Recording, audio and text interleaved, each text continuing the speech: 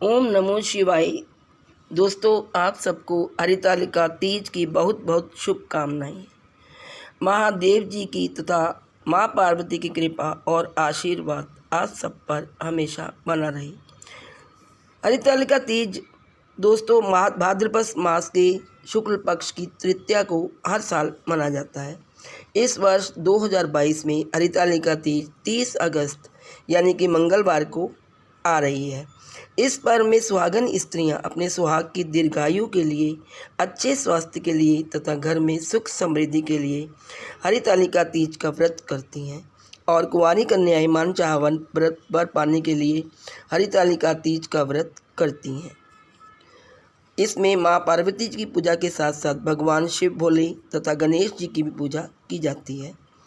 तो आइए जानते हैं हरितालिका तीज की पूजन विधि क्या है।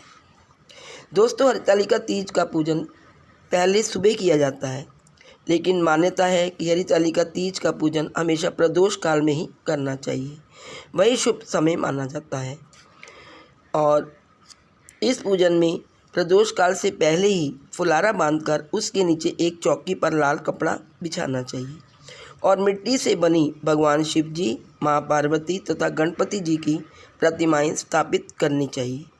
फिर उनको पंचामृत से यथाविधि स्नान कराना चाहिए। उन्हें नए नए वस्त्र पहनाने चाहिए। भगवान शिव भोले को सफ़ेद चंदन तथा माँ पार्वती तथा गणपति जी को पीले चंदन का तिलक करना चाहिए। साथ ही एक पार्थिव शिवलिंग की स्थापना भी करनी चाहिए। जो सुहागन स्त्री इस हरितालिका तीज का व्रत कर रही है, उसे भी 16 श्रृंगार करना चाहिए तथा माँ पार्वती को भी पूरा श्रृंगार करके उनका पूजन स्टार्ट करना चाहिए, क्योंकि काफ़ी तप और कठिनाइयों के बाद हरितालिका तीज के दिन ही भगवान शिव शंकर ने माँ पार्वती के संग विवाह करने का वचन दिया था। इसीलिए सुहागन स्त्रियां तथा कुंवारी कन्याएं इसी दिन को अपनी मनोकामना पूर्ण करवाने के लिए माँ पार्वती तथा भोलेनाथ की पूजा करती हैं। इस दिन प्रदोष काल में ही पूरे शिव परिवार का पूजन करना चाहिए। यदि आप सुहागिन स्त्री हैं तो आपको पूरा 16 श्रृंगार करना चाहिए। हाथों में मेहंदी रचानी चाहिए, बिंदियाँ, बिच्छू, कंगन, सिंदूर, पायल, मंगलसूत्र, ये सब वस्तुएं धारण करनी है। लेकिन आप यदि कुंवारी कन्या हैं तो श्रृंगार करने की आवश्यकता नहीं है।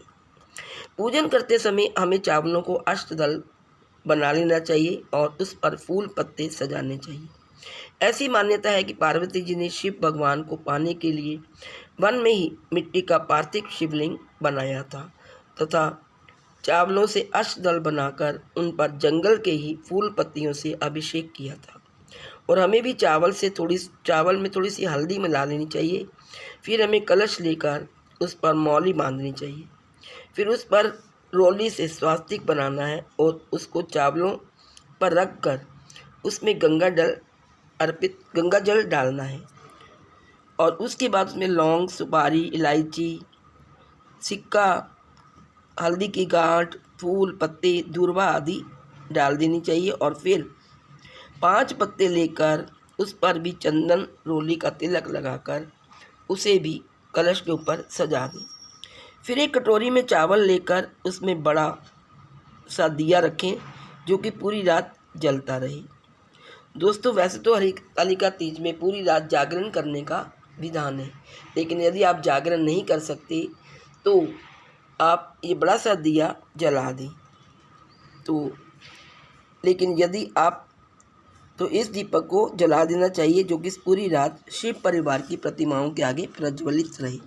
इससे आपको रात में जागरण का पूरा फल प्राप्त होता है। यदि हमने शिव परिवार स्थापित किया है और उस पर हमें गंगा जल के छींटे मारकर अच्छी तरह उसको शुद्ध कर लेना है।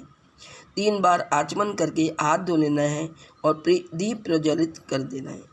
इसके बाद हाथ में कुछ चावल लेकर आंखें बंद करके शिव परिवार का ध्यान करना है और हमें ये बोलना चाहिए, हे शिव भगवान, हे माता गौरी, हे गणपति जी, हम सभी देवताओं का आवाहन करते हैं जो कि कलश के अंदर स्थापित है।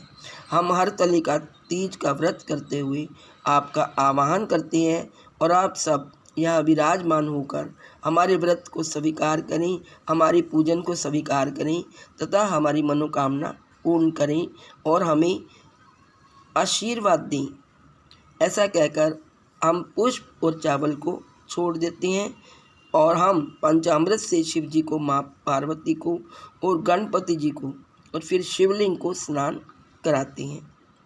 माता पार्वती को लाल चुनरी चढ़ाना चाहिए और उनकी मांग में 3 बार सिंदूर लगाना है, क्योंकि ये हरितालिका तीज है तो 3 बार तृतीया पर हम लगाते हैं, तो 3 बार उनकी मांग में सिंदूर भरना है। उन्हें हम चूड़ियाँ भी पहना सकते हैं, बिंदी भी लगा सकते हैं, यानी श्रृंगार का पूरा सामान हमें उनको अर्पित करना है। गणेश जी को दुर्वा अर्पित करनी है, फिर हम सबको अक्षत आदि अर्पित करेंगे। भोले शंकर जी को भस्म अर्पित करें तथा पीले पुष्प अर्पित करें। माता पार्वती को लाल पुष्प अर्पित करें। इसके बाद हमें अबीर और गुलाल अर्पित करना है। भगवान शिव जी की प्रिय वस्तु में जैसे कि बेलपत्र, धतूरे के फल, फूल, मदार के पत्ते व फूल, भांग आदि अर्पित करनी चाहिए। फिर माँ गौरी को श्रृंगार की सामग्री अर्पित करें और आपका सिंदूर होता है जो आप सिंधारा कहते हैं, उससे माँ पार्वती को छुआकर आशीर्वाद लेना चाहिए। इसके बाद उसे आप पूजा में रख लें। फिर 5 फल मीठे या आपने मीठा कुछ बनाया है, बतासे या भीगे चने का या कोई मिठाई, पंजीरी, चूरमे का भोग लगाएं। इसके बाद एक श्रीफल पर कलावा बांध कर रखें और एक लोटे में जल भरकर रखें। हरितालिका तीज की कथा सुनते समय आप हाथ में अक्षत या काले चने लेकर कथा सुने या पढ़ें। कथा समाप्त होने पर चावल जल के कलश में डाल दें और बाद में इस जल से चंद्रमा को अर्घ दे दें।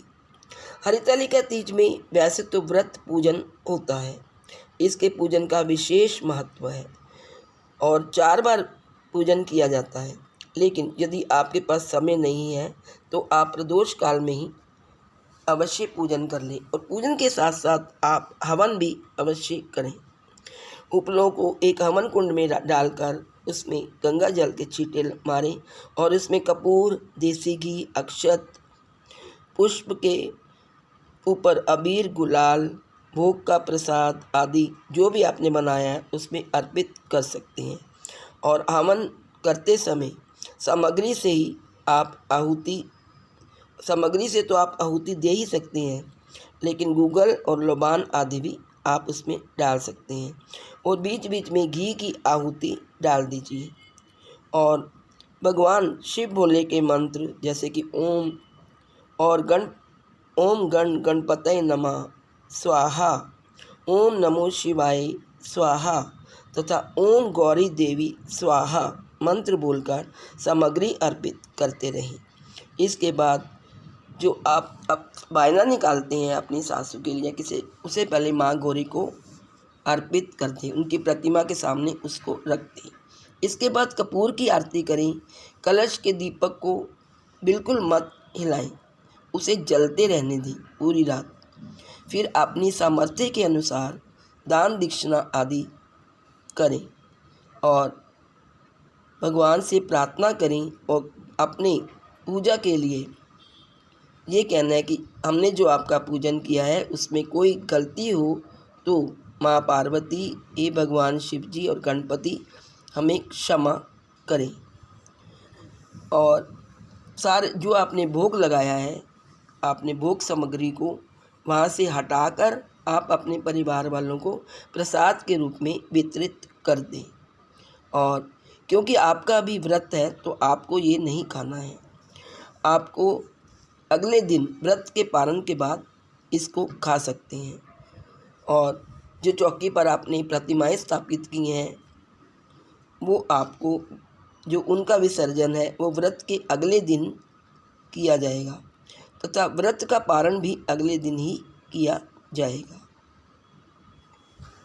तो दोस्तों, ये थी जानकारी हरितालिका तीज के पूजन की विधि की। यदि आपको अच्छा लगे मेरा वीडियो तो प्लीज़ ये जानकारी अच्छी लगे तो वीडियो को लाइक करें और अपने फ्रेंड्स और फैमिली में शेयर करें। और यदि आप इस चैनल पर नए हैं तो चैनल को सब्सक्राइब करें तथा बेल का आइकन भी प्रेस कर दें ताकि मेरी नई आने वाली वीडियो की नोटिफिकेशन सबसे पहले आपको मिले। ओम नमो शिवाय। ओम गण गणपतये नमः। जय माँ पार्वती।